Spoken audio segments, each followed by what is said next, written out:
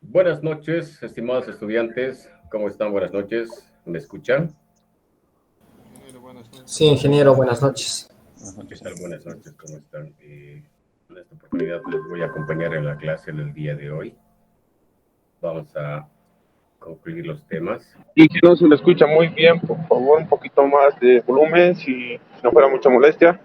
Sí, un cachito vamos a configurar ya. Me voy a acercar más al portátil para que me puedan escuchar. ¿Ahora sí me escuchan bien? Sí, ahora sí yo. Ya. Vamos a configurar unas cositas. Antes vamos a compartir pantalla. ¿Dónde está? A ver, lo tengo muchas. Toda la pantalla.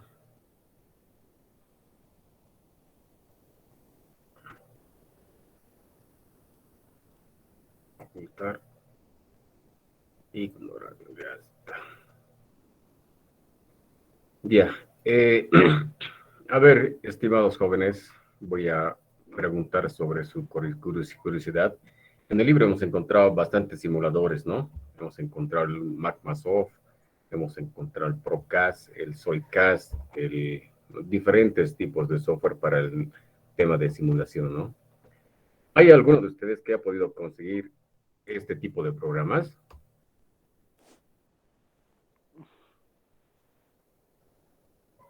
Sí, no, en trial.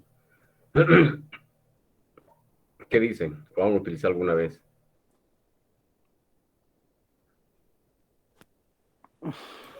No, Inge. No, Inge. No. Ya, entonces hay que meterle, ¿no? Un poquito de interés a cada tema que llevamos. Vamos a llevar fundición, vamos a llevar conformados, soldadura.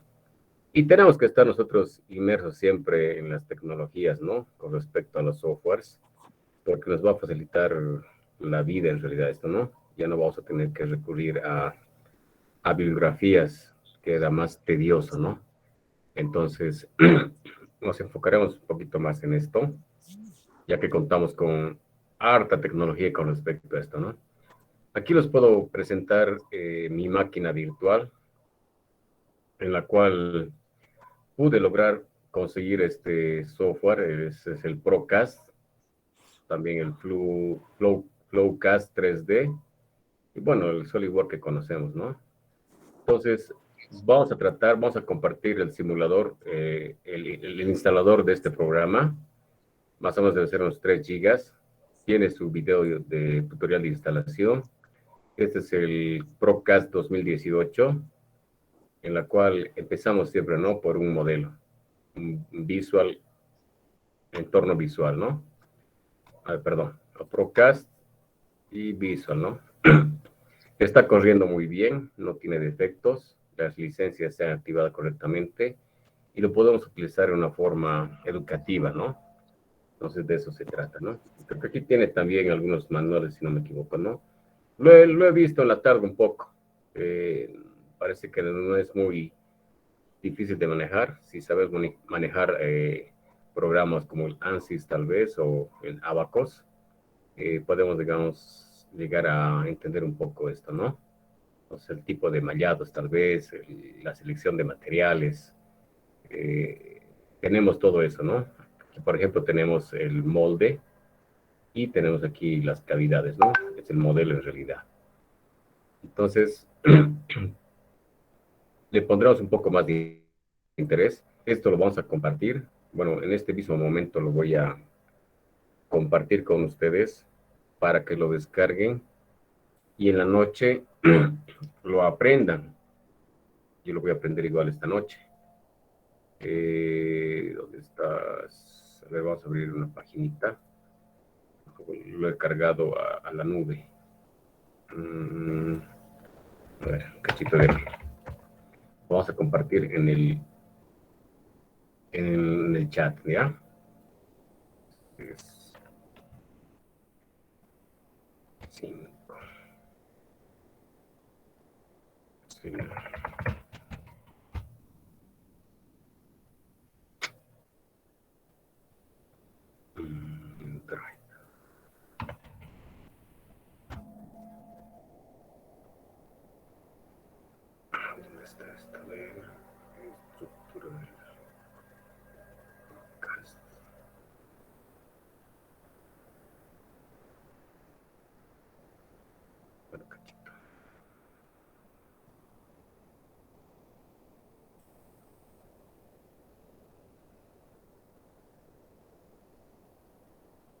Mm,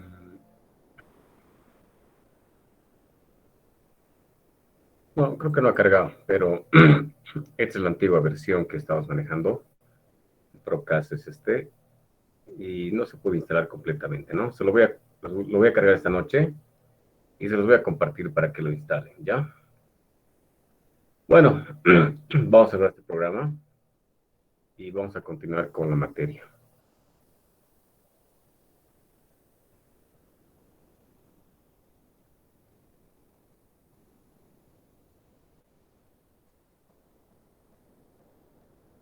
A ver, ¿dónde está? Este es el PDF. El PPT.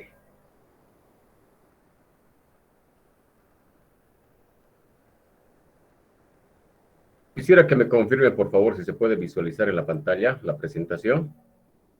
Sí, Inge, se visualiza bien. Ingeniero, Inge, Entonces, si no me equivoco, este capítulo es relativamente corto. Hemos hablado de las consideraciones de diseño en la fundición, ¿no? Hemos llegado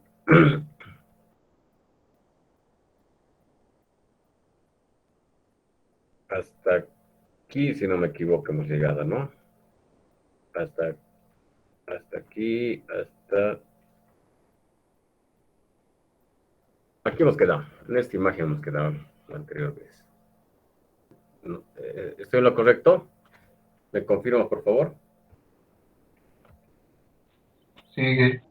Ya, muy bien. Entonces, a partir de esta imagen vamos a continuar la siguiente presentación, que nos dice, un cachito voy a tomar un poquito de pita.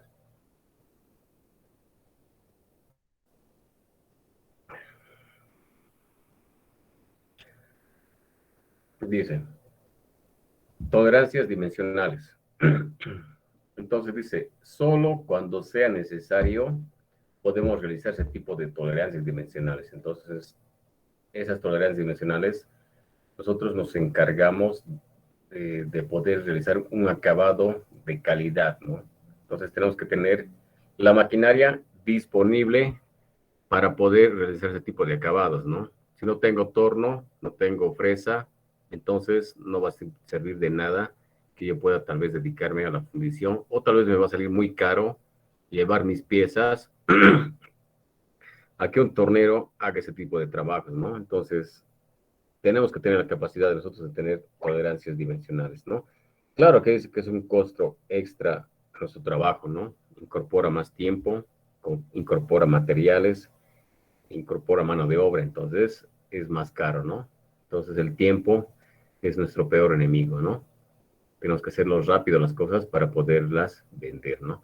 Hay que tenerlas en cuenta en la fundición, dice, ¿no? Habrá que hacer posteriores operaciones de mecanizado. Entonces, todo esto nos involucra un costo extra, ¿no? Hay que tenerlo en cuenta esto.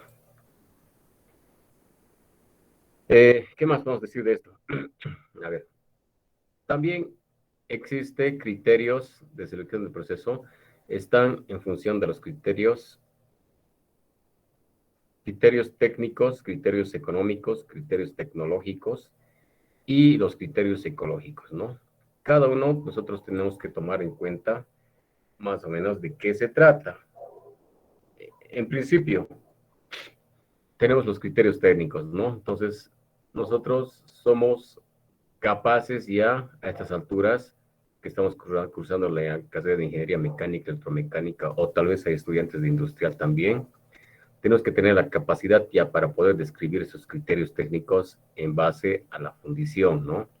Entonces, estos criterios son las propiedades mecánicas, tal vez puede ser la elongación, la fatiga, el límite a la rotura, el límite, el último esfuerzo a la fractura, tal vez, ¿no? Tal vez puede ser también la densidad, la resistencia, el desgaste. En el tema de las arenas hemos hablado de la cohesión, hemos hablado de la permeabilidad, ¿no? En el tema igual de materiales podemos hablar igual de la conductividad, la difusión térmica, la corrosión. Entonces, en función a todos esos datos que nosotros conocemos, el punto, digamos, de fusión de cada material, tenemos que poder elegir, ¿no? Cuál es el que nos conviene, digamos, para poder realizar una fundición, ¿no? No es lo mismo agarrar un acero al carbono, bajo contenido de carbono, que agarrar, digamos, un aluminio, ¿no? Las características mecánicas son muy diferentes, ¿no? Unas tienen muchas propiedades con respecto a la otra, tal vez puede ser en apariencia, tal vez puede ser en el tema de corrosión, ¿no? Pero nosotros tenemos que tener la capacidad de conocer todas esas propiedades, esos criterios técnicos de los materiales, ¿no? Entonces, ya hemos llevado mucho de esto, ¿no? Desde la microestructura de los materiales hasta el endurecimiento de los materiales, que podemos obtener ferrita, perlita, cementita, de eso hemos hablado anteriormente, ¿no? Entonces, los tratamientos térmicos. Y ya conocemos, ¿no? Con los criterios, con respecto a los criterios económicos, es muy importante igual tener en cuenta cuáles son los materiales que podemos encontrar en el medio, ¿no? Podemos encontrar una gama de materiales en el Internet, ¿no? Pero siempre tenemos que tener en cuenta la disponibilidad del mercado, ¿no? A estas alturas, el material está un poco escaso, ¿no? Por el efecto de esa enfermedad que nos ha atrapado casi a todos, ¿no? Entonces los valores se han disparado. Entonces hay que tener alternativas para poder utilizar otros tipos de materiales, ¿no? Tal vez en vez del aluminio podemos utilizar tal vez, no sé, el cobre, o sea, por ejemplo les digo, ¿no? Entonces tenemos que tener alternativas y poder encontrar la disponibilidad en el mercado, ¿no? Entonces, para los criterios económicos tenemos muchos puntos a tocar, ¿no? Podemos tocar tal vez la mano de obra, podemos tocar los materiales, cuánto nos está costando, podemos tocar tal vez el tema de el coste de transportes, el coste tal vez de cuánto me va a costar hacer la calidad de la pieza al final, ¿no? Entonces, hay muchos factores, mano de obra, tal vez la construcción de un modelo, ¿no? De un modelo en la cual puede ser digamos, de madera, a comparación, tal vez puede ser de acero o puede ser un polímero, ¿no? Entonces, ahí tenemos que ver el tema, cuánto nos va a costar, si va a ser muy beneficioso para nuestro proyecto poder utilizar ese modelo, la reutilibilidad, ¿no? ¿Cuántas veces lo vamos a utilizar? Si nos va a servir para las demás piezas. Entonces, esta virtud de los criterios económicos tenemos que tenerla muy en cuenta, ¿no? Podemos hablar igual de los criterios tecnológicos también, ¿no? Hace rato hemos hablado de calidades también, ¿no? Por todas las hablamos de calidades, controles de calidad. Entonces nosotros tenemos que tener la capacidad de poder tener tal vez esa tecnología para obtener calidades de las piezas fundidas, ¿no? Como os he dicho, si nos dedicamos a la fundición, entonces sí o sí tenemos que tener maquinaria para hacer ese tipo de calidades, ¿no? Entonces, igual, digamos, tenemos que ver el tema, digamos, si hablamos de tecnología, tenemos que hablar de la automatización, ¿no? Entonces, a medida que nuestra empresa va creciendo, ya podemos llegar a tener tal vez actuadores hidráulicos o neumáticos para poder hacer el cierre de un molde que es permanente, ¿no? Entonces, podemos trabajar eso y tener, digamos, piezas un poco más de calidad, ¿no? Entonces, en esta área va, digamos, la automatización del proceso de fabricación, ¿no? Y también, como dijimos, no solo, digamos, es aquí la maquinabilidad, ¿no?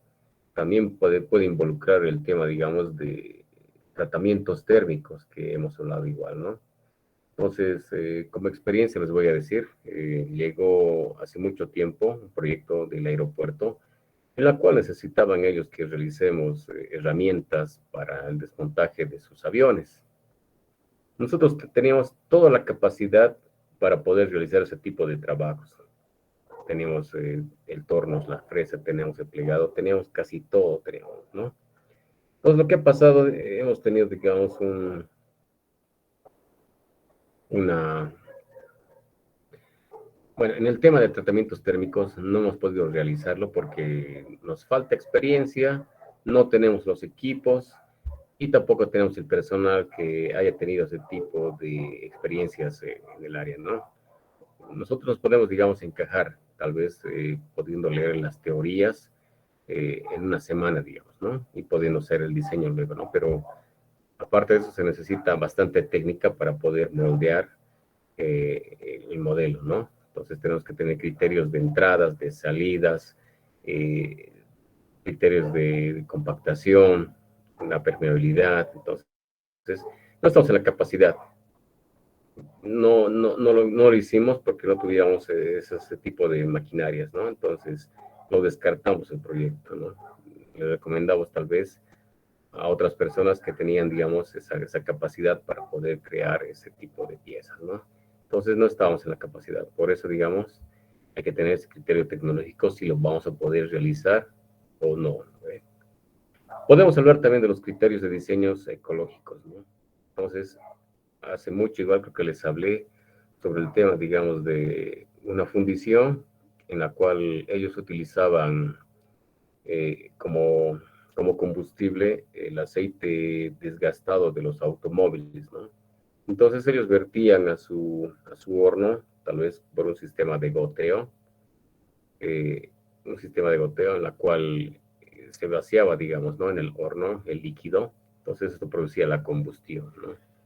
Entonces lo que aquí se encontró fueron bastantes emisiones de carbono, bastantes elementos de metales pesados y bastante contaminación en el medio, ¿no? Entonces no solo se contaminaba, tal vez la fábrica estuviera sucio, digamos, con esas contaminaciones y metales pesados, ¿no? También corría la vida de los mismos trabajadores, ¿no? Entonces poco a poco ellos podían llegar a agarrar enfermedades pulmonares, ¿no? Pues no solo de los trabajadores, como esto se disparaba a los cuatro vientos en la zona, tenían, digamos, en el área personas que vivían, no había domicilios. Entonces, hay que tener bien en cuenta eso de los dióxidos de carbono y emisiones de metales pesados, ¿no? Eh, hay que tener en cuenta igual, ¿no? Que este planeta no es para siempre, hay que tratar de tenerlo por un buen tiempo más para que nuestros hijos, de sus hijos, de los hijos, puedan, digamos, aprovechar, ¿no? Entonces, hay que hacer conciencia con respecto a ese tema, ¿no? También podemos decir sobre el diseño ecológico que esta pieza tuviera que ser también reciclable, ¿no? Va a tener un reciclaje o tal vez la facilidad de poder reemplazarla tal vez por otro material, ¿no? Entonces lo utilizamos, acabó su tiempo de vida de esa pieza, tal vez tuvo una rotura tal vez, entonces eso lo podemos llegar otra vez a fundir, o tal vez también si hablamos de las arenas, poder reutilizar las arenas y volverlas a utilizar, ¿no? A ver, pongámonos en el caso, digamos, de que el aluminio de aquí a 10 años se acabe, ¿no? Y es una pieza fundamental para un avión, digamos, para un soporte de un avión que no estamos sometidos a altas temperaturas. Entonces se nos acaba el aluminio. Tenemos que poder reemplazar ese tipo de piezas, ¿no? Entonces podemos reemplazar tal vez con otro tipo de aleantes, ¿no? Si nos acaba el aluminio, entonces podemos utilizar otro que tengan las mismas características mecánicas, ¿no? Entonces, podemos hablar igual de eso, de la ecología, ¿no? Poder reutilizar el material, materiales alternativos o también poder reciclar y evitar, digamos, las emisiones de dióxido, ¿no? En algún momento yo creo que van a normalizar este tipo de cosas, ¿no? No sé si saben ustedes, en las plantas de galvanizado ya se están entrando las auditorías, ¿no? De controles de calidad, la ISO 9000 y algo es, ¿no? Entonces ellos tienen que cumplir bastante con esa área, ¿no? Tienen que tener su sistema de mitigación, tienen tanto del agua de los ácidos como también de las emisiones, ¿no? Entonces eso debería ir casi para todas ese tipo, digamos, de empresas que despiden, digamos, ese tipo de emisiones de gas, ¿no? Tanto para las ladrilleras como también para el área de la fundición, ¿no? Entonces, debería hacer un control estricto sobre esa área, no sé. ¿Qué estará pasando tal vez en el tema de los ingenieros en la alcaldía? Que Cochabamba es una de las ciudades más contaminadas del medio, ¿no? Entonces, ese impacto nos va a causar un poquito más allá, tal vez algún tipo de sequedades, lluvias que no son las correspondientes, ¿no? Entonces, no sé, deberían actuar de una vez por todas, ¿no? Entonces, esos son los criterios técnicos, económicos, tecnológicos y ecológicos, ¿no? Hay que tener muy bien en cuenta. También en el libro podemos encontrar este tipo igual de consejos, digamos, podemos decir, ¿no? Dice, los procesos de fundición no se pueden seleccionar independientemente de las consideraciones económicas. La tabla lista algunas de las ventajas y limitaciones de los procesos que tienen un impacto en el diseño de la fundición, dice, ¿no? Entonces, si vamos en el área tal vez del proceso de fundición por arena, podemos ver sus ventajas, dice, ¿no? Casi todos los metales pueden fundirse. No hay límite al tamaño, la forma o el peso de la pieza, ¿no? Bajo costo de las herramientas. Entonces, las limitaciones, dicen, ¿no? Requiere algunos acabados, acabado superficial, relativamente burdo y tolerancias amplias. Entonces, aquí estamos hablando de los criterios ya tecnológicos, ¿no? Tenemos que tener este tipo de maquinaria para poder realizarlo, ¿no? Entonces, si vamos un poco más abajo, tal vez el proceso de fundición por centrífugo nos dice sus ventajas, dice, ¿no? Piezas cilíndricas o tubulares grandes con buena calidad, dice. Alta tasa de producción. ¿Ya? Entonces, limitaciones tenemos equipos costosos, forma limitada de las piezas. Tal vez no podemos obtener piezas que son cilíndricas totalmente largas, ¿no? Y tal vez, dice, los equipos son costosos. Entonces, otra vez estamos hablando de los criterios tecnológicos, ¿no? Pueden que sean, este sistema puede que sea automatizado, ¿no? Tal vez automatizamos la velocidad, tal vez automatizamos, no sé, la temperatura, el control tal vez no sé, puede haber muchas cosas, ¿no? En el tema, digamos, de equipos, ¿no? Entonces dice que es limitado, eh, la forma de la pieza es limitada y es costosa, ¿no? Entonces, podemos hacer caso de esa tablita, ¿no? Para poder tenerlo como referencia, ¿no? Nos dice, digamos, aquí unas grandes ideas para poderlas ver. ¿Qué más? En esta parte, bueno, nos dice la ubicación de la línea de partición. Ya hemos visto muchas fotografías con respecto a esto, ¿no? Que un molde en arena tiene una línea de partición, generalmente está en la mitad, ¿no? Podemos en la mitad de la caja. Y tenemos aquí la tornillería correspondiente para poder unir los dos, ¿no? Entonces, ¿qué nos dice? ¿Qué podemos decir? ¿Qué recomendaciones nos podemos encontrar en el libro sobre el tema de la ubicación de la línea de partición? A ver, jóvenes, quiero su aporte.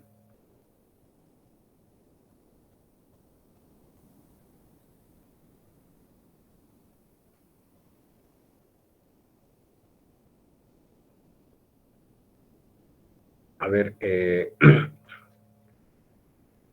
vamos a hacer un poquito ver esto.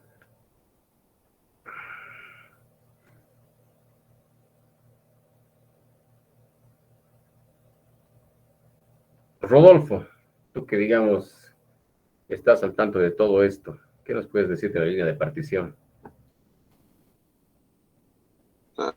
Ingeniero, un poquito he tenido confusiones en la línea de partición. Geográfica, no, geométricamente habla, ingeniero, dice de que la mayor parte de la fundición tiene que estar abajo de la partición, ingeniero. Eso es lo que le he entendido. Exacto, has entendido muy bien.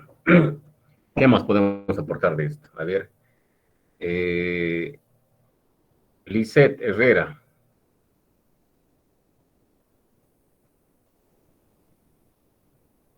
Lisette Herrera, a la 1, a las 2, a las 3. Lisette.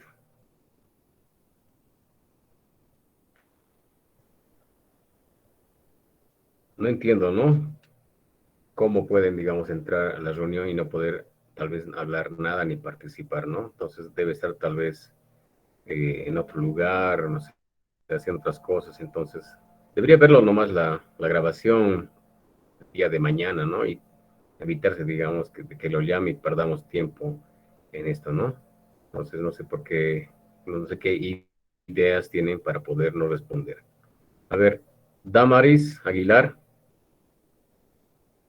Sí, Inge, buenas noches. ¿cómo estás? Buenas noches. Por favor, ¿tienes algún, pues, si gustas, puedes empezar a leer todo lo que ves en pantalla y poder sacar una pequeña conclusión de esto. Bueno, hasta donde tengo entendido las partes importantes del libro, Inge, puedo decir, después puedo leer. Claro, claro.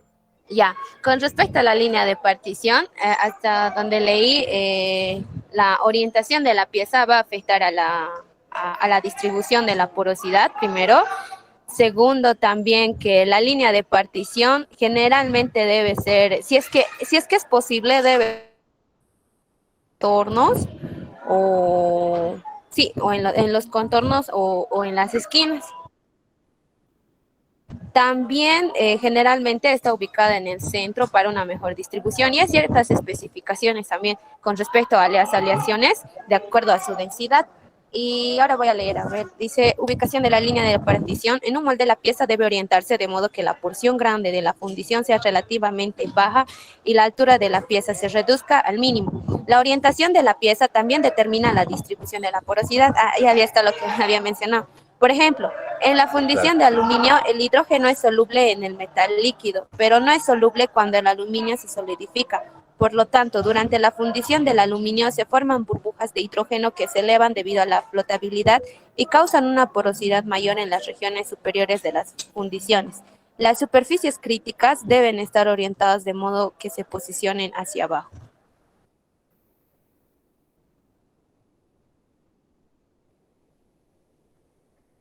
Exacto, ¿no ve? Entonces estamos casi yendo por el mismo camino, Rodolfo, contigo.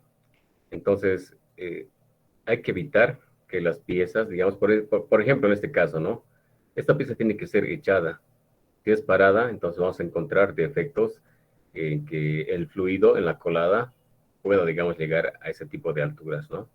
Entonces, tenemos que hacerlo lo más bajo posible, el tema, digamos, de la pieza o tema, digamos, de la cavidad, ¿no ve? Entonces, eso es lo que nos quiere decir. También habla sobre la fundición de aluminio. Muchas gracias, Damaris. Eh, Nos dice que, por ejemplo, en la fundición de aluminio, el hidrógeno es soluble en el metal líquido, pero no es soluble cuando el aluminio se solidifica. Por tanto, durante la fundición del aluminio se forman burbujas de hidrógeno que elevan debido a la flotabilidad. Entonces, todo esto es un defecto que causa en el caso del aluminio, ¿ya? Entonces, para evitar este tipo de defectos que se llaman las porosidades, hemos escuchado que las porosidades se producen por elevados, por el flujo turbulento, podemos decir así, en líneas cortas, ¿no? Y por los gases que se han concentrado, ¿no? Ese tipo de gases puede ser que igual que nos produzcan ese tipo de defectos, ¿no? La porosidad. Y también la porosidad hemos encontrado en las mazarotas, ¿no? Las mazarotas, y las mazarotas hemos dicho que son los últimos en solidificarse. Entonces, con respecto igual a esto de las porosidades, nosotros encontramos en el aluminio, dice, ¿no? Entonces, van a escuchar bastante el término de desgasificación, ya cuando se puedan, digamos, entrar tal vez a conversar sobre este tema o tal vez poder trabajar en esta área, ¿no? Siempre algún técnico o algún personal con experiencia va a decir, hay que desgasificar la colada, ¿no?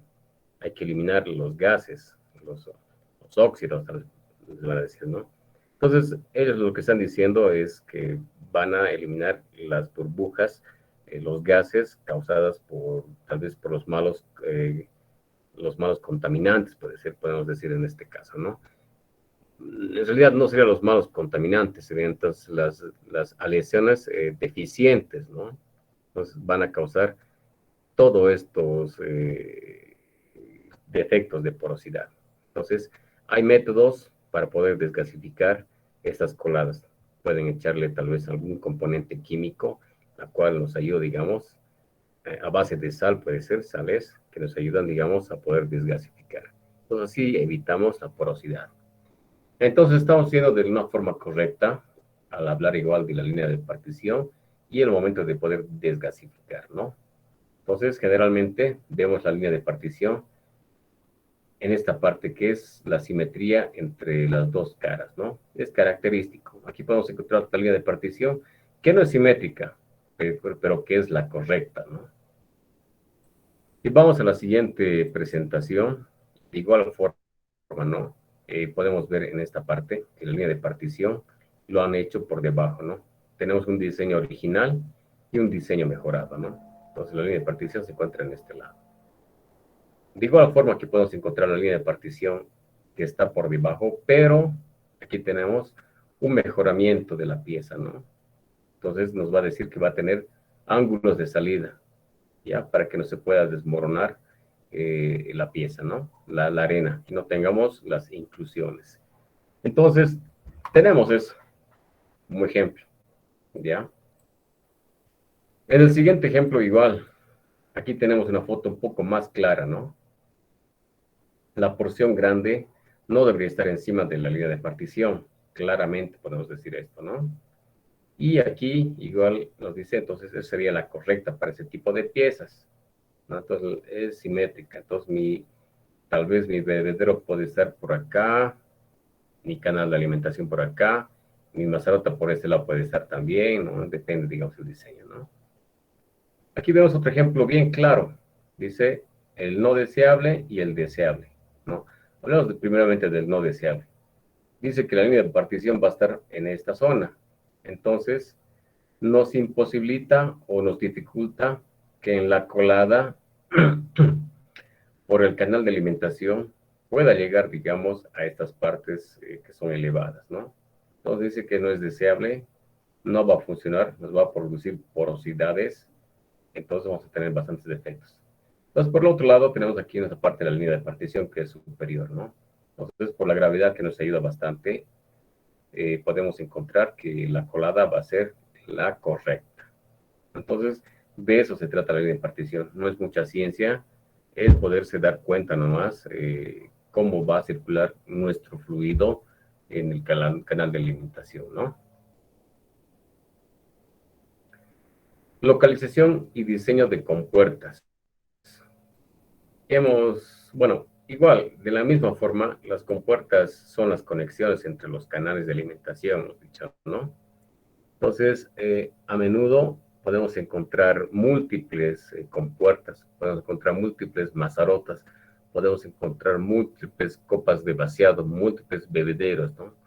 Eso está en función de la pieza igual, ¿no? La necesidad de la pieza. Si tenemos piezas muy grandes, entonces vamos a poder encontrar bastantes bebederos, ¿no? Para poder llegar, digamos, a los rincones de la cavidad, una pieza grande, ¿no?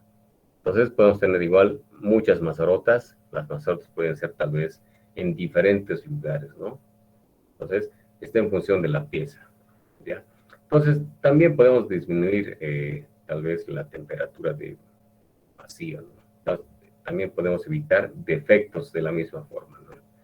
Y también tenemos acá tal vez las entradas, que hemos visto bastante de los ángulos, que no deberían ser en 90 grados, ¿no? Entonces todos deberían tener tal vez un bisel, ¿no?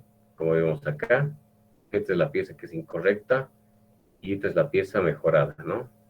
Tenemos aquí ese detalle. Bueno, vamos a continuar la siguiente, que es el diseño de los canales de alimentación. Entonces, igual, de la misma forma, los canales de alimentación están en función de la pieza que nosotros vamos a poder producir, ¿no? Por ejemplo, en este ancla se ha optado de tener 2 canales de alimentación por el tema, digamos, de que el fluido pueda, digamos, entrar en la cavidad de la misma forma por este lado y poder asegurar hasta el último rincón, digamos, de la cavidad. Y de igual forma, la mazorata nos va a ayudar tanto en la alimentación de temperatura como también del fluido, ¿no? Y se va a eliminar, se va a solidificar, perdón, como último lugar. Aquí podemos encontrar un canal de alimentación clásico, ¿no? En primer lugar tenemos aquí el bebedero, la mazarota y los canales de alimentación, ¿no? Y la pieza en sí.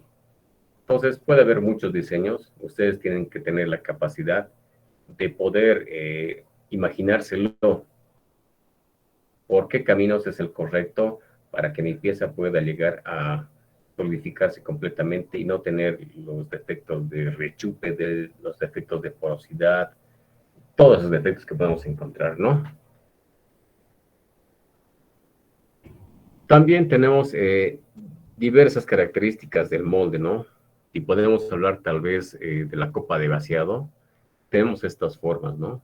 En videos anteriores, los primeros videos que les mostré de fundición, un señor agarraba, digamos, una pieza, ¿no? La cual partía desde el compactado, desde la puesta del molde, desde el cierre de caja y la colada, ¿no? Él lo colaba tal vez, creo que era aluminio, y sacaba una pieza final, ¿no? Entonces él hacía el diseño del canal de esta forma, ¿no? Para poder evitar el desmoronamiento de la arena, ¿no? Entonces tenemos este sistema que nos ayuda bastante en la colada y evita, digamos, la turbulencia, ¿no? Igual aquí podemos encontrar los pequeños chaflanes que nos evita, digamos, ese tema de las inclusiones, ¿no? De igual forma tenemos esta forma que es cónica, ¿no? Y tenemos una cónica que es un poco más elevada, ¿no? Y tenemos una vista superior. Esa también se utiliza, pero es muy complicado, como les dije, ¿no? Tener ese tipo de copas de vaciado, ¿no? Entonces hay que tener mucho cuidado con este tipo de modelos. Vamos a entrar a la parte 3, que son las aleaciones para las fundiciones, ¿no? Entonces tenemos que conocer bastante sobre estos temas. Dice, las propiedades generales para seleccionar el material básicamente están en función de las propiedades mecánicas y aplicaciones de la fundición de metales y aleaciones. Sus propiedades y características de fundición y manufactura, además de sus características de fundición y maquinabilidad y soldabilidad, puesto que las aleaciones suelen ensamblarse con otros componentes para producir la pieza completa, ¿no? Entonces, hemos dicho, ¿no? Las aleaciones tienen que tener características mecánicas, tienen que tener el tema, digamos, de soldabilidad, la maquinabilidad, y también tienen que llegar a ensamblarse, ¿no? Entonces, hemos hablado igual bastante del diagrama de Graville, ¿no? Para que puedan soldarse dos piezas, ¿no? Lo vamos a ver más adelante, tal vez. Y también el libro nos recomienda este tipo de tablas para poder comparar diferentes materiales, ¿no? Por ejemplo, en el caso dice resistencia máxima a la tensión, es un valor que conocemos característico de cada material.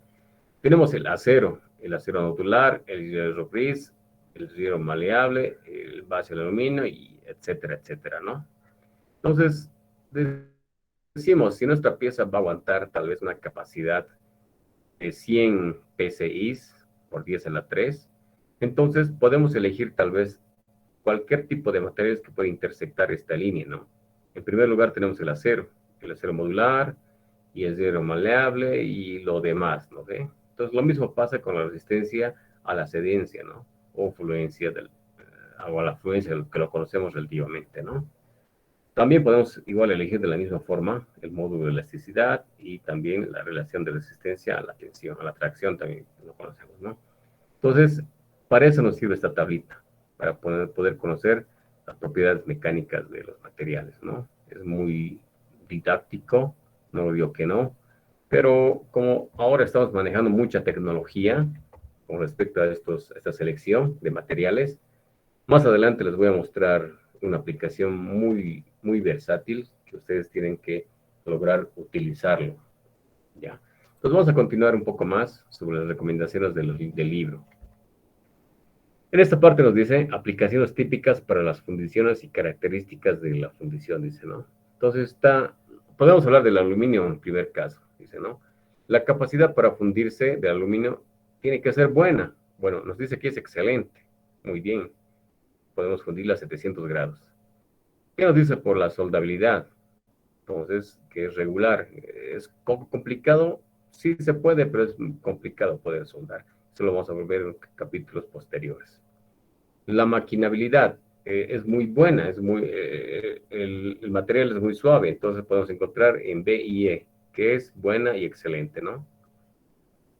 Entonces, aparentemente esta tabla está en lo correcto. Y nos dice, podemos utilizar en pistones, carcasas, cáscaras de embrague, carcasas de embrague, múltiples de admisión, bombas, válvulas, engranajes, hélices marineras, ¿no? Tenemos su aplicación.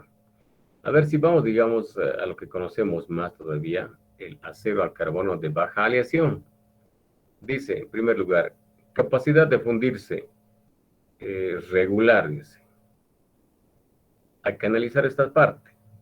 Soldabilidad, dice E. Entonces, en función del diagrama de Graville, la cantidad de carbón equivalente, nosotros igual podemos constatar si es, digamos, la soldabilidad que es excelente, ¿no? Entonces, sabemos que un acero de bajo de contenido de carbono tiene que ser soldable, ¿no? Con respecto a otro acero, ¿no? Entonces, está bien esta parte, pero tenemos que verificar, ¿no? Sabemos que igual, ¿qué dice la maquinabilidad? Dice que es regular. Entonces, con respecto al aluminio, si lo comparamos, es relativamente regular, ¿no? No es lo mismo tornear aluminio que el acero, ¿no? Ahora, nos pondremos un poquito a preguntar sobre este tema. Dice la capacidad de fundirse que es regular, dice, para el acero. ¿A qué se debe estas características? Encontramos deficiencias, porosidades, no sé, agrietamientos, tal vez contracciones. ¿Qué pueden decir sobre ese tema, digamos, de capacidad de fundirse que es regular?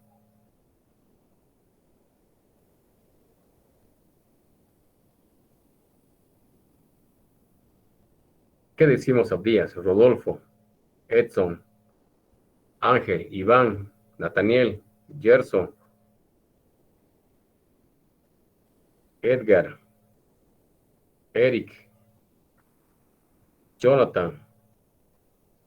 Tantas cabezas pensantes tenemos en esta aula que tenemos que decir algo por lo menos, ¿no?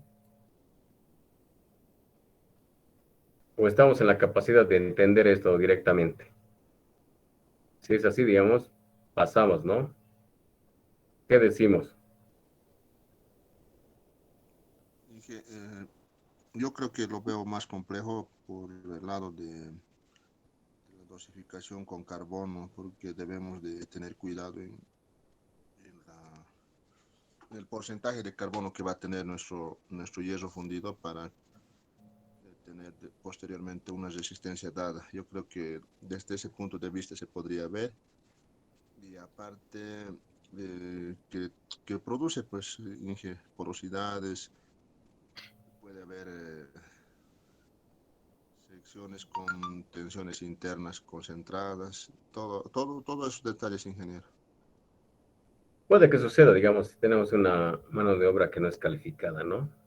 Si nos hacemos una buena colada, entonces podemos obtener buenas piezas, ¿no? Más que todo se refiere, digamos, así enfocándonos un poco, dice capacidad de fundirse, dice, ¿no? Entonces, hablamos de las temperaturas de los aceros, ¿no? Hemos hablado del punto eutectoide, ¿no? Es una característica en la cual nosotros podemos obtener arriba de esa temperatura el metal ya en forma fluida, ¿no? Forma líquida. Entonces, llegamos a la austenita, luego llegamos a otro, encontramos la ferrita más sedentita, entonces más o menos por ahí vamos, ¿no? Y el punto eutectoide más o menos encontramos a 1300 grados Fahrenheit, ¿ya? Lo que podemos decir, digamos, a esa temperatura se puede tal vez volverse líquido el hierro, ¿no? Entonces nos dice capacidad de fundirse. Entonces tenemos tan alta temperatura para poder fundir el acero al carbono, entonces que nosotros no vamos a poder tal vez, otra vez hablamos de la capacidad, ¿no? de tecnológica, entonces no vamos a poder nosotros tener un horno lo suficientemente grande para llegar a esa temperatura. Se puede hacer, no digo que no, pero va a involucrar grandes costos, ¿no? Entonces, por eso, digamos, es un defecto, ¿no? Grandes temperaturas grandes hornos, grandes propiedades mecánicas, perdón, grandes propiedades térmicas de refractabilidad en el horno. Entonces es más complicado poder fundir el acero que el aluminio que tenemos a 700 grados, ¿no? Lo podemos hacer más simple, lo podemos hacer con gas natural, con GLP, tal vez con carbón igual, ¿no? Entonces es más fácil, ¿no? Que el aluminio. Entonces, de eso se refiere, digamos, la capacidad para poderse hundir, nos dice, ¿no? Entonces, más o menos de eso se trata. Aquí está correcto lo que dice, ¿no? Toda esta tabla. Entonces, esta tabla archivada, que vaya con nosotros, cuando alguna vez, digamos, encontremos ese tipo de trabajo, ¿no? Hay que defendernos con lo que tengamos. ¿Qué más? Aleaciones para fundiciones no ferrosas, dice. Los metales no ferrosos presentan por lo general baja resistencia mecánica. Hay que tener en cuenta esto. Aplicaciones indirectas como revestimientos, protector de otros materiales. Voy a poner como ejemplo, ustedes han escuchado, la estructura que se ha montado para el concierto de Aerosmith. ¿Ubican? Quiero que me digan si la estructura para poder soportar las luminarias, los cables, era de aluminio. Bueno, aluminio aleado debería ser, ¿no? ¿Qué dicen al respecto?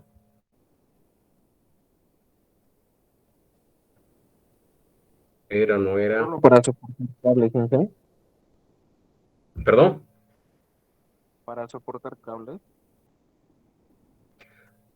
Claro, quiero preguntarle si era, digamos, si el material era de aluminio o sus aleaciones, ¿no? En el chat estoy buscando algún comentario, a ver. Un cachito, ¿qué dice el chat?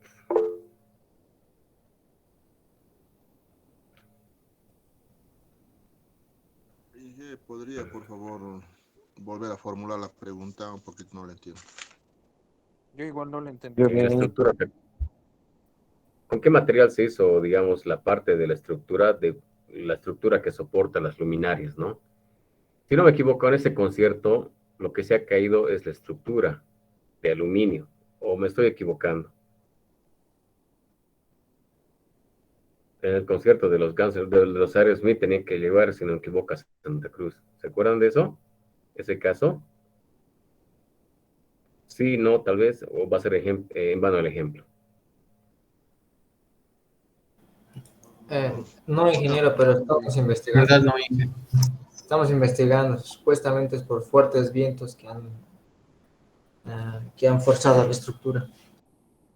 Ya, entonces, generalmente lo hacen de aluminio. Si van a ver tal vez en las fiestas que arman ese tipo de estructuras para las luminarias, lo hacen con aluminio. Entonces hay que tener muy bien en cuenta ese tipo de propiedades mecánicas, ¿no? No podemos forzarlas porque estas van a fallar debido a las cargas que van a presentar, tanto las cargas como ser las de personas que van a hacer el montaje, como también los equipos, ¿no? Entonces nos dice que tiene que tener bajas resistencias mecánicas con respecto a los aceros aleados al carbono, ¿ve? Y también nos dice que los revestimientos son bastante utilizados para esto, ¿no? Nos podemos hablar tal vez del zinc, que es un revestimiento que protege, digamos, de la corrosión, ¿no? En esta tabla podemos encontrar los diferentes materiales no ferrosos, por ejemplo, el magnesio, el aluminio, el titanio, el estaño, el zinc, el cobre, que son los que se han utilizado más, digamos, en esta área de la fundición. No hablamos del plomo porque es un poco contaminante, ¿no? Y aquí tenemos, digamos, su característica, digamos, de la densidad, gramos sobre centímetro cúbico, ¿no? Entonces, ese dato nos puede ayudar bastante. También podemos hablar sobre algunos factores que tenemos que tomar en cuenta, algunas características como ser la resistencia a la corrosión. Eso hemos hablado bastante de los materiales no ferrosos, ¿no? Como ser el zinc, nos ayuda, digamos, en el tema de la fundición, en el tema, digamos, de los aceros galvanizados, ¿no? También encontramos características mecánicas, hace rato ya hablamos de eso, que son bajas a comparación de los aceros, ¿no? Facilidad del moldeo en la colada, en las cavidades, es relativamente fácil, ¿no? Facilidad de mecanizado, esto hemos encontrado en las tablas ya, ¿no? Pero no nos decía este tema. Dice, si tenemos aleaciones casi de puro magnesio, entonces nos dificulta tal vez al poder maquinar esto. Va a llegar a ser explosivo y muy peligroso. Entonces, tomemos en cuenta, por favor, este tema, ¿no? ¿Qué más nos dice? Calidad de aspecto. Entonces, no es lo mismo hablar tal vez de una baranda de aluminio que hablar de una baranda, digamos, de acero negro, ¿no? O acero pintado. Entonces, ¿cuál va a tener más calidad en aspecto? Obviamente que la baranda es de aluminio. También podemos hablar en ventanas, ¿no? Ventanas de acero, ventanas de aluminio. La mejor calidad siempre lleva las ventanas de aluminio, ¿no? A pesar, digamos, de que es un material poco resistente, pero las ventanas están sometidas a cargas, ¿no? Cargas fuertes. Uno es el vidrio, tal vez al momento de deslizar, ¿no? Y son livianas. Y podemos hablar tal vez un poco de precios. Una ventana de 1 por 1 está más o menos costando unos 350 bolivianos, ¿no? Entonces es relativamente barato con respecto si hacemos de acero, ¿no? Y con respecto a las características físicas, podemos encontrar tal vez las conductividades térmicas, tanto puede ser en los blocks de los motores, también podemos encontrar el sistema de refrigeración, ¿no? Son importantes tener en cuenta esas características físicas, ¿no? Ahora vamos a hablar un poquito más de las aleaciones de aluminio, ¿ya? Entonces, ¿qué dicen las aleaciones a base de aluminio? Dice, ¿no? Entonces, vamos a leer directamente las propiedades importantes que son, ¿ya? Las piezas hechas aleaciones de aluminio y magnesio, nos dice, ¿no? Entonces, tienen buena conductividad eléctrica, dice, ¿no? Resistencia a la corrosión, dice, ¿no? Y resistencia a algunos ácidos, dice, solo algunos, y agentes alcalinos es baja. Tener cuidado con el fin de evitar la corrosión galvánica. Entonces, nosotros no podemos mezclar materiales, ¿no? No podemos mezclar dos materiales porque estos materiales van a estar en diferentes voltajes, ¿no? Diferentes potenciales, ¿no? En la cual, tal vez por un movimiento de electrones, pues, o de átomos, perdón, no sé si es el término correcto, va a llegar, digamos, uno de esos a ser el ánodo y tal vez el cátodo, ¿no? Entonces el ánodo es el que se va a deteriorar completamente debido a la corrosión galvánica. Entonces hay que tener mucho cuidado en juntar ese tipo de materiales. Otra propiedad que nos dice que son pesos ligeros, no tóxicos y tienen buena maquinabilidad. Eso ya lo encontramos en la tabla que vimos adelante, ¿no? Entonces podemos encontrar diferentes piezas que podemos hacer con este tipo de aleaciones de aluminio, ¿no? Los monoblocks pueden ser cabezas de cilindro, pueden ser los componentes de la suspensión, eso que lo llaman en la parte de suspensión los quesos, ruedas, frenos, entonces tenemos muchas opciones para poder hacer ese tipo. Bicicletas, ¿no? Aleaciones en base de magnesio.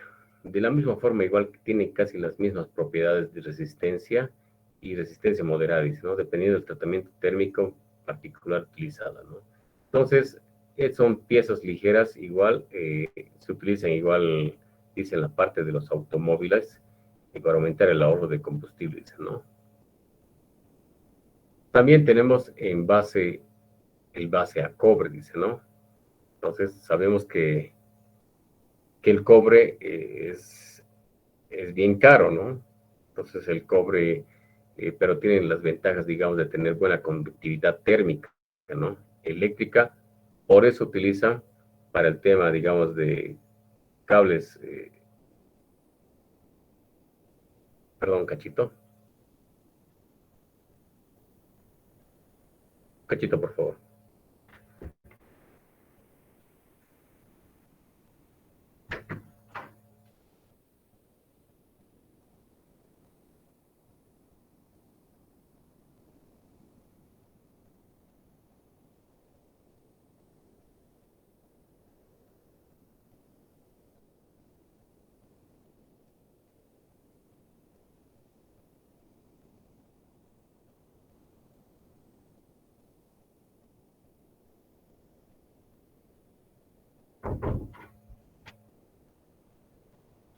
Bueno, van a disculpar, una llamada de emergencia tenía del trabajo.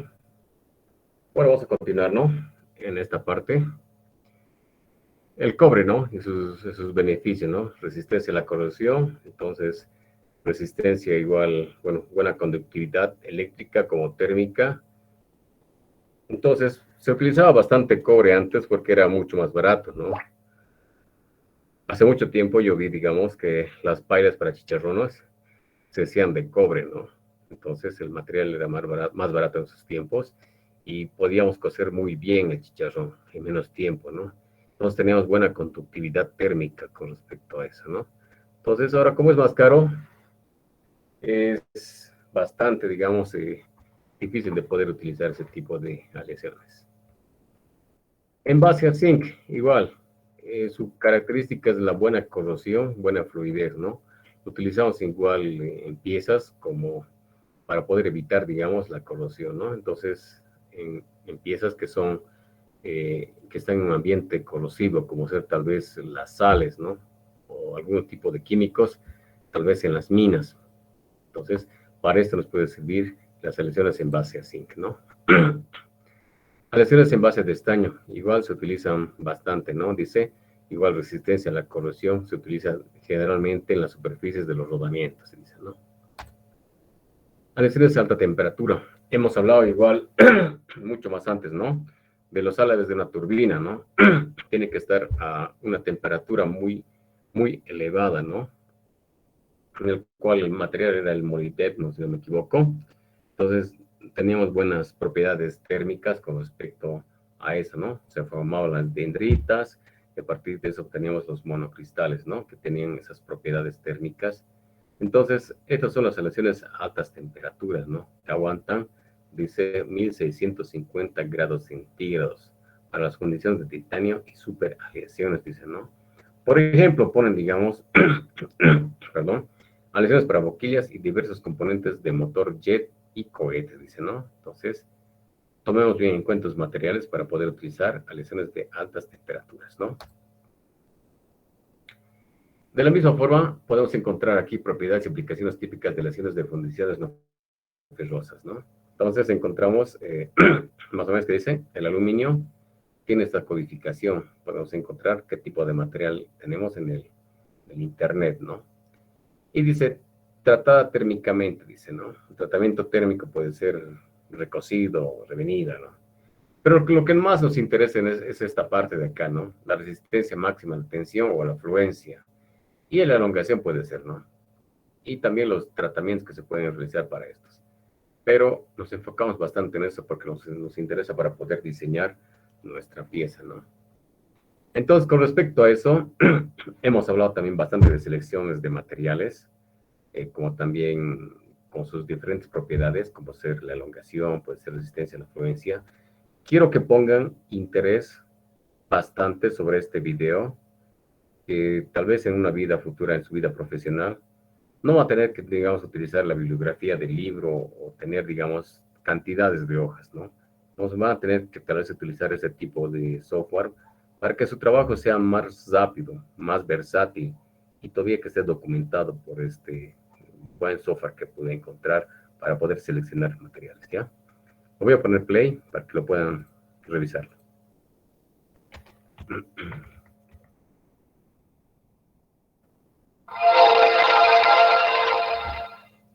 En este video tutorial vamos a introducir la función gráfico seleccionar, que te permite crear gráficos y proyectos de selección. Gráfico seleccionar es una de las tres funciones principales de CSU-Pack y te permite obtener los resultados de los proyectos de selección mediante las etapas gráfico, límite y árbol.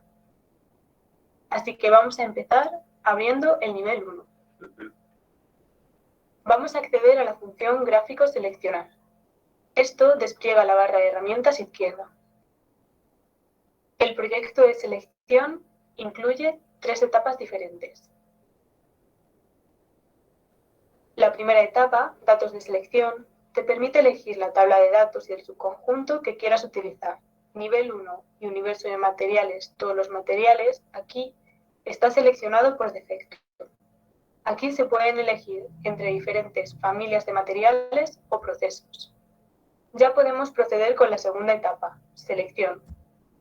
Aquí tenemos 3 opciones de selección posibles y puedes elegir entre las etapas gráfico, límite o árbol.